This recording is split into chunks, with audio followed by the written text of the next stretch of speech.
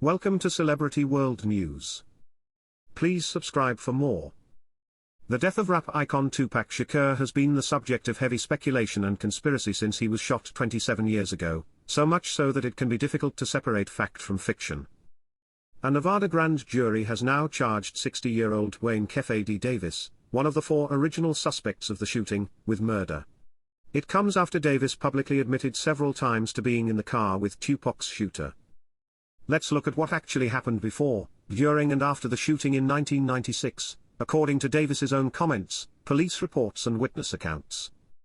The 30th of November 1994, an unrelated attack. Just under 2 years before the attack that led to Tupac's death, he was shot, beaten and robbed by 3 men in the lobby of Quad Recording Studios in Manhattan. Tupac had been on his way to meet fellow rapper, Biggie Smalls, in one of the recording rooms when he was attacked. Tupac openly accused hugely acclaimed rapper Biggie of having prior knowledge of the shooting, which he vehemently denied.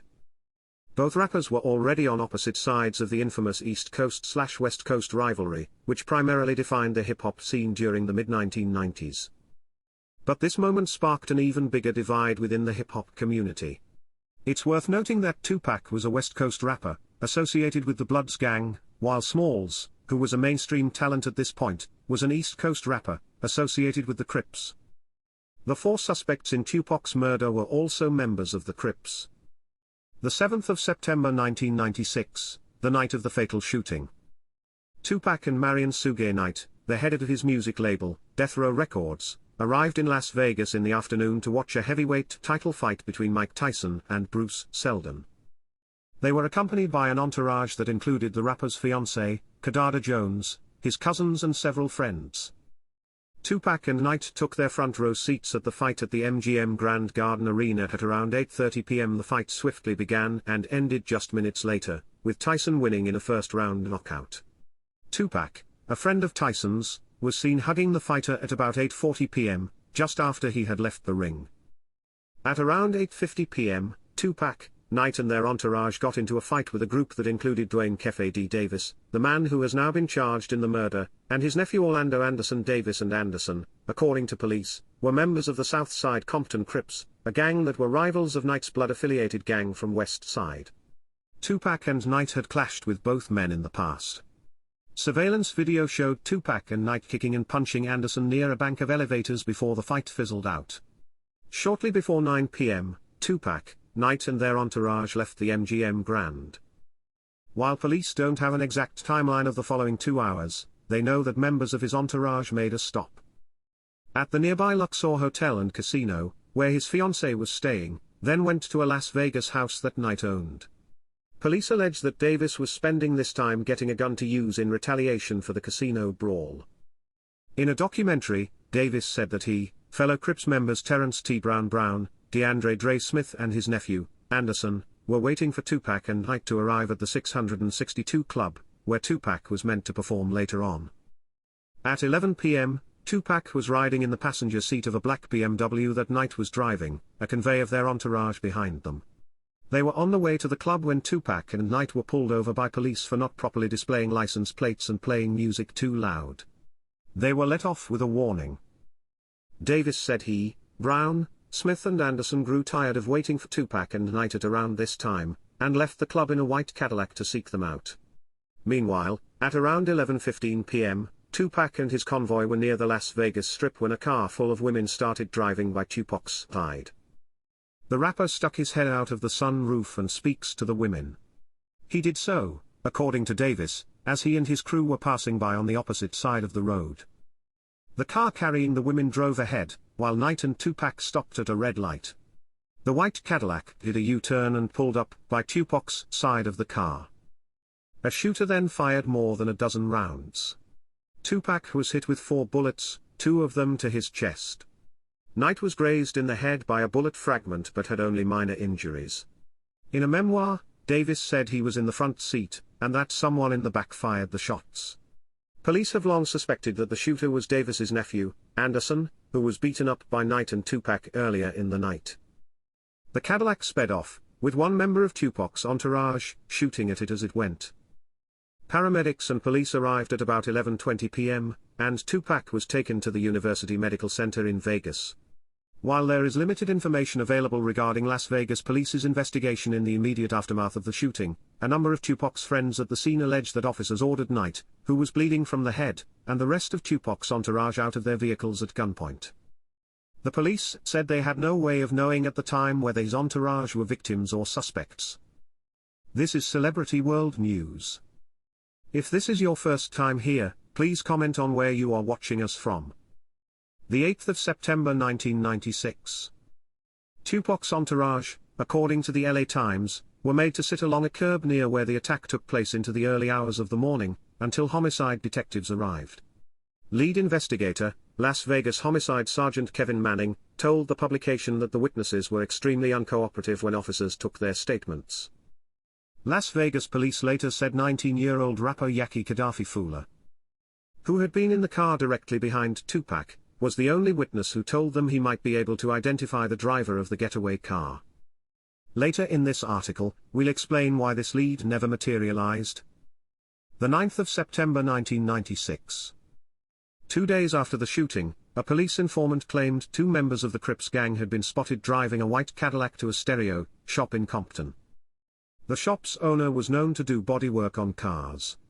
In Vegas, someone in Tupac's entourage successfully shot at the vehicle as it fled following the attack, so the informant believed the gang members were having the damage fixed. Las Vegas police were told this, but said they didn't trust their Compton counterparts due to past corruption scandals. The 13th of September 1996. 6 days after the shooting, having had a lung removed and remained on a respirator in intensive care, Tupac died at the age of 25. The 10th of November 1996. Yaki Fula, the 19-year-old rapper in the car behind Tupac, got shot and killed in an unrelated attack in New Jersey. Following his death, Las Vegas detectives said they had been eager to interview Fula and show him a folder with photos of possible suspects, but never heard from him despite leaving messages with an attorney for his record label, Death Row. Sergeant Kevin Manning said the young rapper's death added to the frustration of the Tupac investigation, but Fula's family claimed police exaggerated his importance to the case. They said the police lied by acting as if they had lost their only witness to Tupac's shooting and used Fula's death as a convenient excuse for the failure of their own investigation. The force denied these accusations. February 1997. Tupac's friend Malcolm Greenridge and his former bodyguard Frank Alexander told the Los Angeles Times that they saw the 4 people in the car that shots were fired from on. The 7th of September. They claimed that they had already told the police this information and that they would have cooperated with them if asked to identify the suspects. Las Vegas police said these claims were totally inconsistent with what Greenridge and Alexander had actually told them on the night of the attack, and welcomed the pair to contact them again. Nothing more came of this back and forth. The 9th of March 1997. Tupac's ultimate rival, Biggie Smalls, was shot dead in a drive-by while leaving a party in Los Angeles. His murder at the age of 24, which remains unsolved to this day, has been intrinsically linked to Tupac's in rap folklore, predominantly due to their rivalry, the similar nature of their deaths and how close together they occurred. The 29th of May 1998.